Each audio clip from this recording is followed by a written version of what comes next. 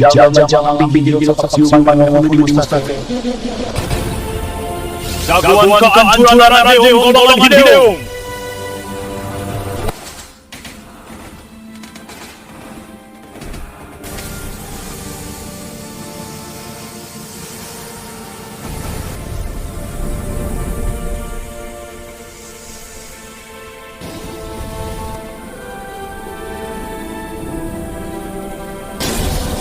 Rasakan hulu balang iblis ya.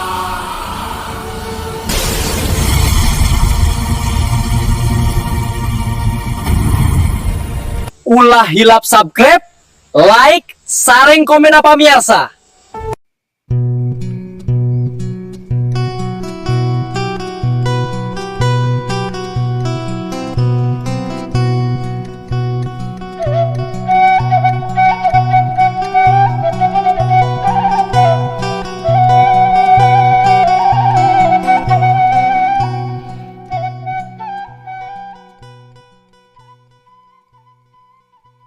Assalamualaikum warahmatullahi wabarakatuh. Sampurasun wadia bala dongeng tepas Sunda di mana bae ayana wilujeng wengi wilujeng patepang dang uday sareng akinya di acara dongeng Sunda tika naga tepas Sunda YouTube. Alhamdulillah pemirsa wengi ieu Haki tiasa nepangan di pemirsa separantosna libur sabura dintennya kumargi kakeum boh studio boh bumi boh kios aki boh oge studio anu aya di Mancomania sami sadayana kakeum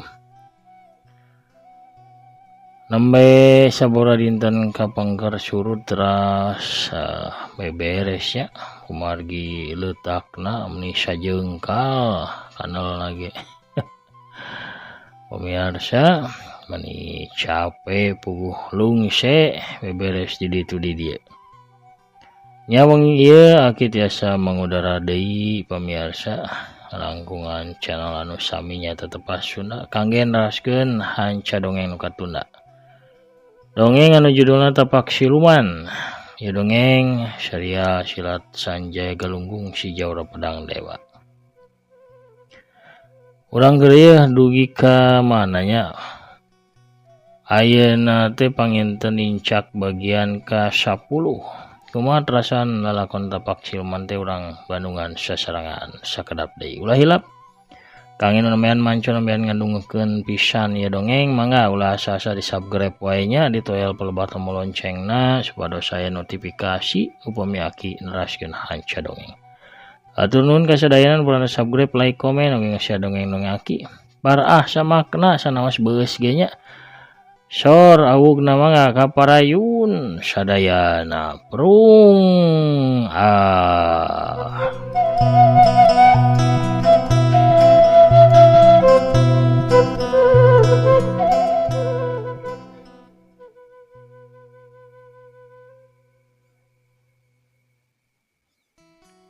Telila sanggeusna paras mandayu bisa ngalumpuhkeun galengan hate. Sarta tuluy dibawa ku manehna nuju ka lamping hideung. Dua orang lalaki beda umur datang ka eta tempat. Maranehna tayalian kusir setan jeung Jawara Pedang Dewa.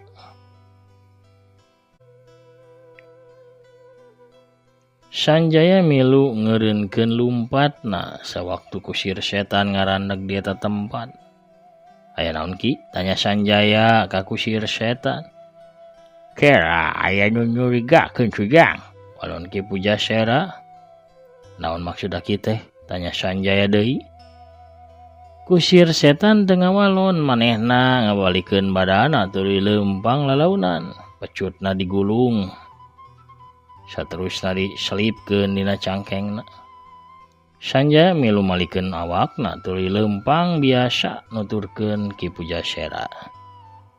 Maranehna eureun sanggeusna kusir setan ningali hiji pedang anu gagangna tina perak ukiran ngagoler bae di antara akar tangkal.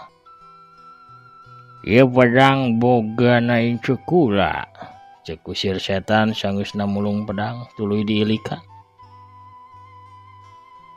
Maksud aki pedang teh milikna galengan hate? Tanya Sanjaya. Cisaya. Kula apal pisan ka pakarang incu-incu kula. Papadah nyebutkeun cai oyag tandana loba laukan. Naon hartina ki? Ceuing. Eta mah teu penting lah. Nu penting ayeuna mah di mana kiwari galengan hate incu kaula ayana. Maranehna neuteuk nguriling nitenan kayaan di sabudeureun eta patempatan. Tapi jelas eueuh sasaha. Tuluy kadenge Sanjaya teh cumarita. Boboa incu aki katewa ku jalma-jalma lamping hideung anu ngudag-ngudagna. Ki Puja Sera mikir sakedeung teu lila manehna ge nyarita. Asa-asana nu ngarudagna teu mampu newak incu kula. Sedap malam teu pernah meleset dina ucapanna. Jalma-jalma nu ngudagna pasti bener-bener beakeun tanaga akibat tenggelanana sedap malam. Tapi Ki pirasat kuring menyebutkeun incu aki aya dina bahaya, ceuk Sanjaya. Pirasat kula oge kitu Sujang. Urang beda turunan tapi kunaon pirasat urang sarua nya. Padahal papatah nyebutkeun buk menang sarua hideung tapi bisul mah cantang tu sarua gedena. Leuwih hade orai pedang ieu anu nunjukkeun di mana aya nagalengan hate. Sanjaya teu paham naon anu dimaksud ku kusir setan.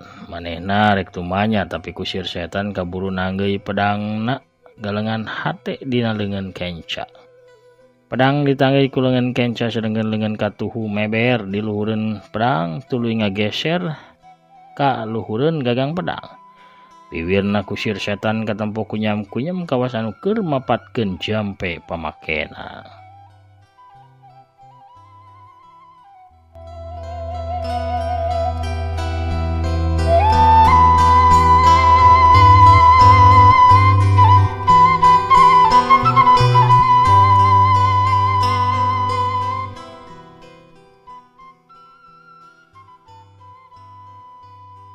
Aya sinar biru leutik sagede sigi pedas kaluar tina dampal leungeun kusir setan. Eta sinar biru leutik teh asup lumebet kana gagang pedang nagelengan hate. Gagang pedang jadi huru ngempur mancarkeun sinar biru leungeun kenca nu nanggeui pedang ditarik ku kusir setan. Pedang teu ragrag, kiwari pedang teh ngalayang di hareupeun kusir setan. Goib kaula, bawa kami ke tempat ayana incu kaula. Ayeuna kene, hayo leumpang. Cik kusir setan mere parentah kana pedang. Was blesat pedang teh ngadadak ngablesat hiber. Kusir setan gancang nyabut pecutna tuluy dihamatkeun ceter sukuna naik 2 jengkal. Teu napa kana taneuh. Awakna kusir setan ngeblesat bari tetep nangtung kawas anu tumpak kareta kuda gaib. Diteruskeun eta pedang Sujang. Gorowok kusir setan samemeh manehna ngeblesat ngudag pedang anu hiber. Sanjaya sempat ngahuleng, ngarasa heran meureun ku kasaktian kusir setan. Tapi manehna gancang sadar yen bakal tinggalin jauh. Gancang atuh Sanjaya ngawatak gerak silumana. Pikeun nuturkeun lalampahan pedangna galengan hate. Pus plasa.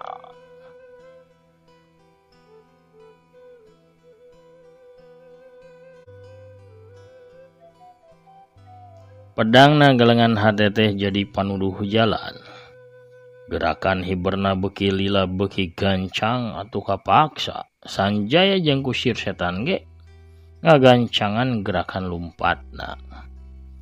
Pedang hiber ngaliwatan hiji pasir, tuluy nurunan lengko benu panjang sarta mapai sisi hiji leuweung. Sanjaya jeung kusir setan terus bae nuturkeun di satukangeun pedang. Sangkan hidup bener, gorowok kusir setan ka Sanjaya anu ayeuna aya di gigireunana. Urang teh dibawa ka arah ramping hideung. Sakedeung deui urang bakal ngaliwatan tapal wates ramping hideung. Aki acan ngajelaskeun. Saha jalma-jalma lamping hideung eta ki? Walon Sanjaya ngagero bari tetep lumpat di gigireun Ki Pujasera. Engke bakal dijelaskeun ku kula ge. Gero Ki Pujasera deui. Ayeuna bae atuh Ki, gorowok Sanjaya. Maranehna memang kudu gogorowokan dina cacaritana pikeun ngimbangan sora angin anu ditembus ku maranehna dina gerakan anu gancang eta. Lamun hidup teh sawar majang. Samping hideung eta wilayah kakawasaanana Nyai Garang Sayu. Manehna teh indungna si hulu balang iblis. Salian si eta Nyai Garang Sayu teh lanceukna Jurig Wetan, urut bebene kula anu murtad tina cintana. Pawata nyebutkeun asem di gunung uyah di laut papanggihna dina tarung, kitu cinta kami harita. Jurig Wetan harita kapikat kulawana sorangan Bagas Tirta, manehna mohokeun kula satra tuluy minggat jeung Bagas Tirta. Kula teu hasil neanganna sawaktu kapanggih manehna geus kawin sarta boga anak hiji. Nya kula kapaksa. Nu ditanyakeun ku kuring mah ukur ngeunaan lamping hideung hungkul Ki. Terus Sanjaya rada jengkel meureun sabab kusir setan kala panjang lebar medar lalakon cintana jeung Jurig Wetan. Hampura jang, sugan teh anjeun butuh katerangan ngeunaan mangsa kula keur ngora. Ulan kusir setan rada ngerasa era. Tuluy naon anu dilakukeun ku hulu balang iblis jeung indungna di lamping setan Ki? Paranehna ngumpulkeun kakuatan, pikeun ngawasa dunya pasilatan. Para rampok, para bega jeung jama-jama teh aliran hideung loba anu ngagabung ka lamping hideung. Maranehna disumpah sanggup paeh pikeun lamping hideung. Tuluy Nyai Garang Sayu ngawariskeun ilmu-ilmuna ka sakabeh anak buahna. Robana mah ilmu-ilmu hideung jeung ilmu-ilmu goib anu bahaya anu diwariskeun ku Nyai Garang Sayu. Oh nya sujang saran ti kula mah hidup kudu gancang lumpat. Adawannya muni jang lamun panggih jeung Nyai Garang Sayu. Namun sababna Ki? Kusawab kusir setan teu kebatnya di tanah. Sabab pedang hiber teh mawa maranehna ngadeukeutan hiji bayangan anu keur lumpat beri manggul saurang jalma.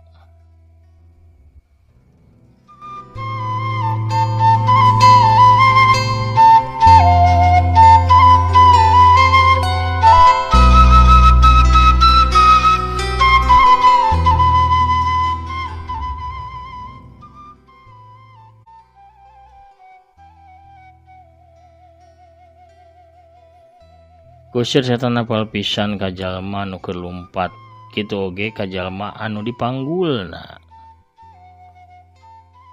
Cempojang, itu si Paras Mandayu. Sarta nu dipanggulna eta incu kula sigalengan hate. Tetempuan aki teu salah, kuring bakal nyegat maneh nanti belah katuhu Ki. Plesat. Sanjaya ngerahkeun tanaga cerona sangkan lumpatna leuwih gancang tur kilat. Sanjaya ngahaja muteran lengkop ke belah katuhu, maksudna pikeun bisa ngahadang Paras Mandayu. Maranehna teu sadar lamun kiwari geus aya di wongkon lamping hideung.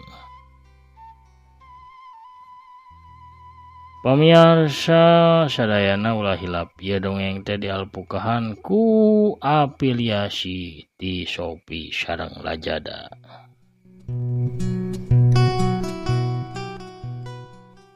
Kangge pamirsa sadayana para manco mania atau para manco wartepas Sunda anu resep sarta remen gulah galeuh di Shopee atau napi Lazada, ulah galeuhna tiasa ngalangkungan produk nu dipajang di dongeng akinya. Klik we salah sawios produkna atau napi produkna atau napi link nu aya dina deskripsina.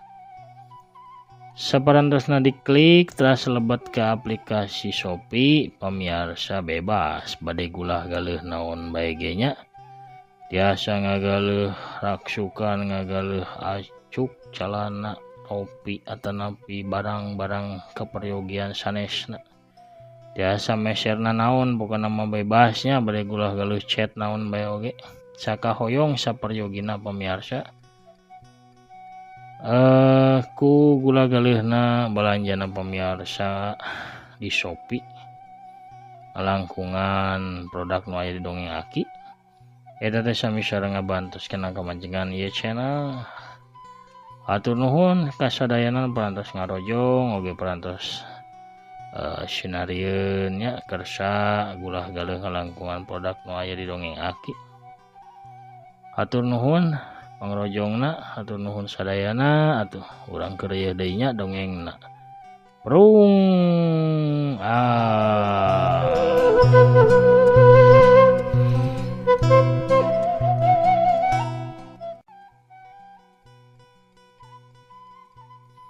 Corelat cileg Sanjaya harita ngajega di hareupeun jajalaneun paras mandayu.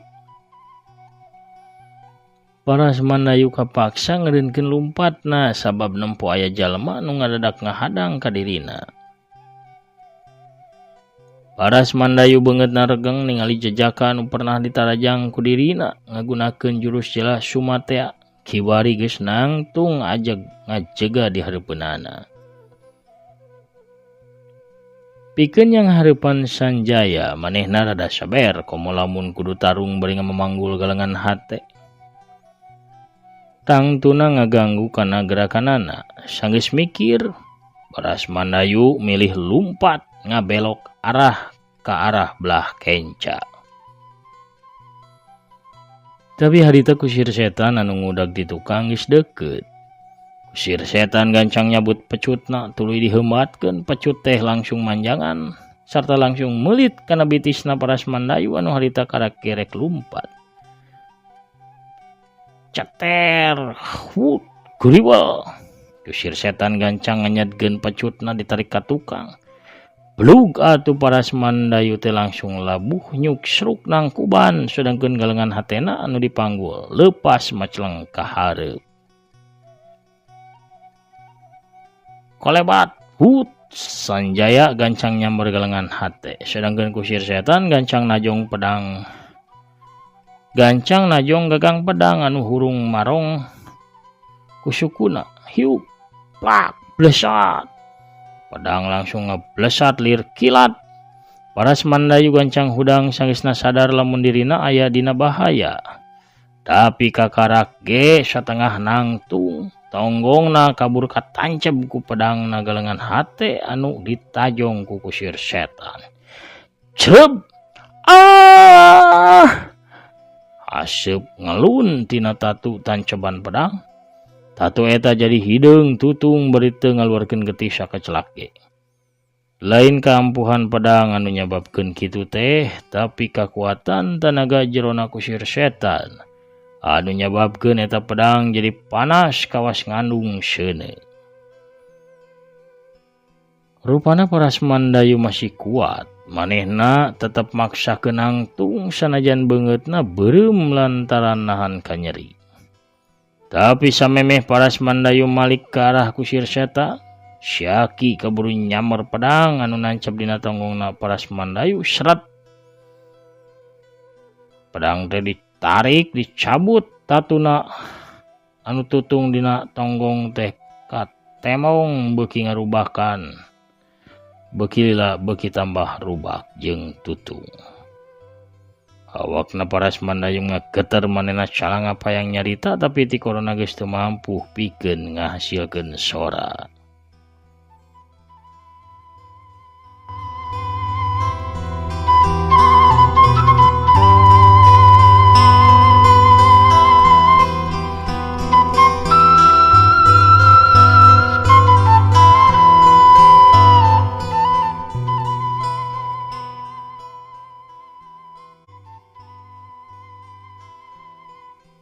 Anjeun wassalamat Paras mandayu. Eta akibatna tina ngaganggu incu kaula. Ceuk kusir setan bari neuteub seukeut ka Paras mandayu. Rupana Paras mandayu masih bisa ngagunakeun uteukna. Manehna ngagunakeun sesa-sesa tanagana pikeun lumpat nyelamatkeun diri nanti kusir setan jeung Sanjaya. Wes plesan. Paras Mandayu lumpat sakuat tanaga teu sirikna nodogkeun maneh.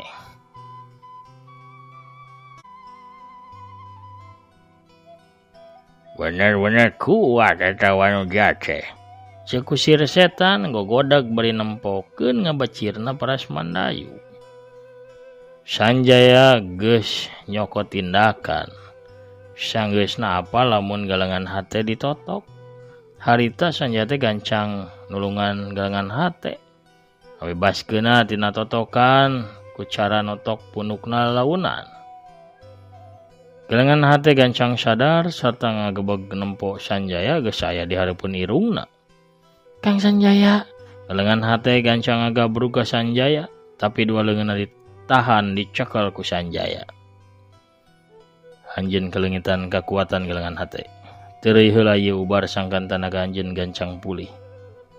Sanjaya ngasongkeun pel warna hideung meunang ngodok tina sakuna.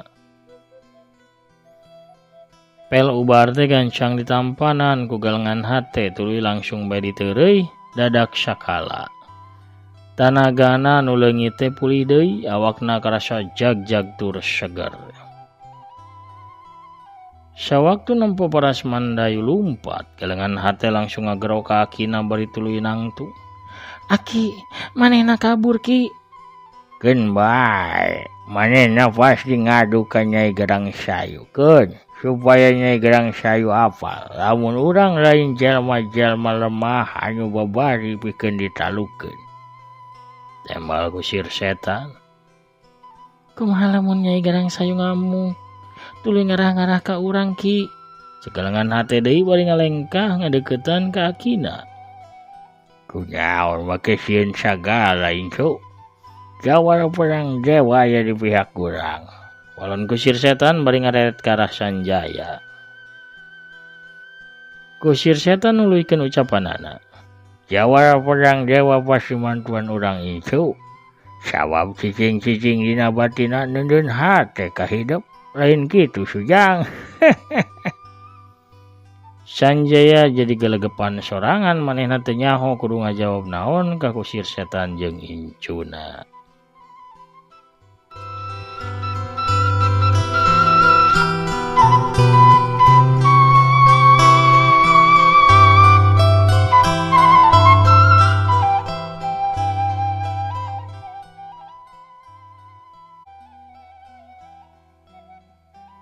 Sabenerna mah Sanjaya teh hayang gagancangan lumampah ka Gunung Purwa pikeun nyokot cai senang katuban.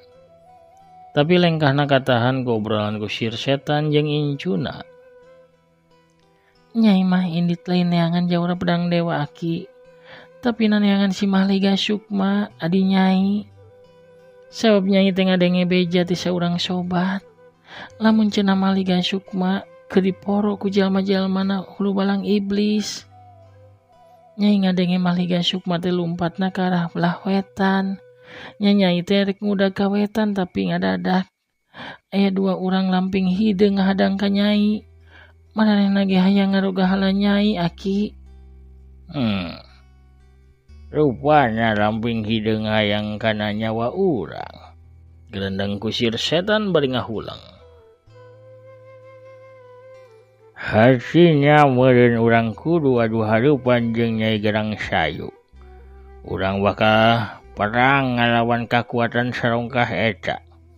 Urang ukur tiluan sarta nyaha hidup teh hasil pangijeung adi hidup. Henteu ki, Nyai teh salempang Mahliga Sukma leuwih ti heula katewa kacerek teuing kumaha meureun nasibna ayeuna di leungeunna Nyai Gerang Sayu. Paroman galengan hate kat nempung nguyung.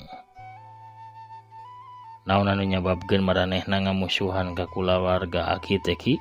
Cek Sanjaya ngarasa karunya kana nasibna kulawarga Ki Pujasera. Kula ge teu nyaho sujang nu jelas kami teh kudu nyang hareupan maranehna.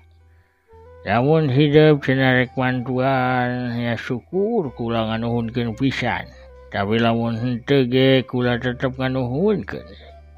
Sawau hidup geus mantuan ngabebaskeun galengan hate bieu sujang. Jawara pedang dewa narik napas panjang. Sanggeus mikir sagedeng Sanjaya tuluy nyarita. Kuring kudu neangan cai senang katuban di nagri Wilwatik taki. Aya jalma nu kudu disalametkeun nyawana ku cai eta. Kumaha lamun masalah aki urang beresana sanggeusna kuring mulang ti Gunung Purwa bae. Kula cembung kalengitan ieu kula si Mahligai Sukma Sanjaya. Sabab kula geus kalengitan lanceuk-lanceukna. Lamun hidup memang aya kepentingan anu sejen, kula jeung galengan hate bakal ngagempur ramping hideung duaan bae.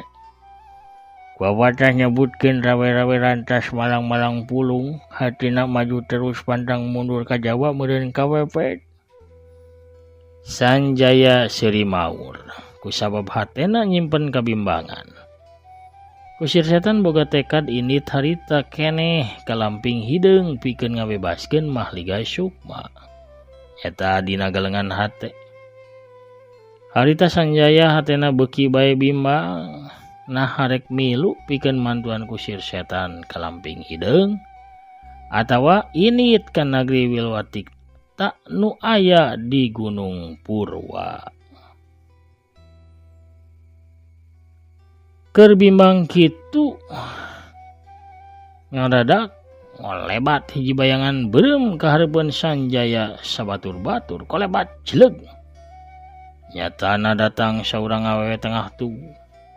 Di samping jangkung make kabaya beureum. Leungeun kencana ngelek boboko sedangkan leungeun katuhuna nyaklan nyiru anu disuhun dina luhur sirahna. Ulah bararingung ieu ayeuna mah keur usum hujan usum banjir si aki ge kabanjiran kitu oge Mang Otong sami kabalanjiran kamari dikiriman awu ku Ibi karunya da teu gaduheun beas ka arieu cenah kakareueum manisa bara sadada atuh da kakeueumna ge mani luhur ieu mending ge ayeuna mah armam heula ieu tah. Kukurawu anu tambi awug ya mumpung masih haraneut sok aki ye. Sameme perang mah ieu mending ge dibeklan ieu geura ye. Awug tah sareng kukurawu oge nyai ye. Sok kasep geura. Dia sian heula beuteungna. Para pemirsa.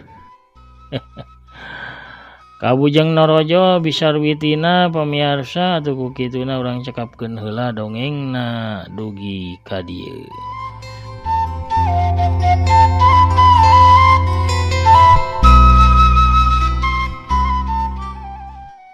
Lalampahan Sanjaya dina lakon Tapak Siluman bagian ke-10 cak urang teu neunih haneuleuum sieum gesan sampeureun. Urang tuna dianjuang siang gesan aleun urang sampeudeung ke di bagian anu salajengna. Hatur nuhun pamirsa kasadayana nu parantos ngarojong dedeul pidoanya kangge aki sakulawargi anu kamari kamusibahan kabanjiran pamirsa masih seueur nu kalotor ieu ge margi leutakna kanel pisan. Kakeueumna oge luhur pamirsa 1 meter langkung nya 1 meter 20 1 meter 30. Janten rada repot beberesna nya sedengkeun cai pamna harita pareum sedengkeun sanyo mah rareksak da kakeueum nya janten teu aya cai kanggo bebersihna. Tapi sanaos kitu keur ieu wae saparantosna PDAM ngucur deui nya sanaos bari jeung nyarelek alit. Ikeur ieu dibersihan kumargi kitu rada lami nya kangge ngabersihkeun bumi oge ngabersihkeun studio oge ngabersihan kios aki. Kumargi rada lami oge libur dongengna ku beberesna nu lami mah pamirsa nya. Tapi alhamdulillah ya janten langganan banjir wewengkon aki teh nya tiap hujan ageung usum mengiji usum hujan pasti we kabanjiran. Sanaos tos diluhurkeun nah banjirna tambih luhurnya. Terang zaman kiwari mah kumargi panginten di luhurna di dieu ge tos ku sawit sadayana pamirsa. Kebon-kebon leuweung-leuweung jati leuweung mahoni nya leuweung tetangkalan teras kai-kai dibaba di dama perkebunan kelapa hibrida sareng kelapa sawit janten daya penunjang atau penahan cai sareng taneuh upami aya hujan ageng teh. Mugi pemerintah tiasa merhatoskeun kana perkawis ieu. Pamirsa sakitu bangitan hal nu kapihaturnya atur nuhun kasadayana anu parantos ngarojong parantos satya manco satya ngadangkeun ngadago oge dedel pidoa ka aki. Agi namit mungkur assalamualaikum warahmatullahi wabarakatuh. Permios cagah hancur.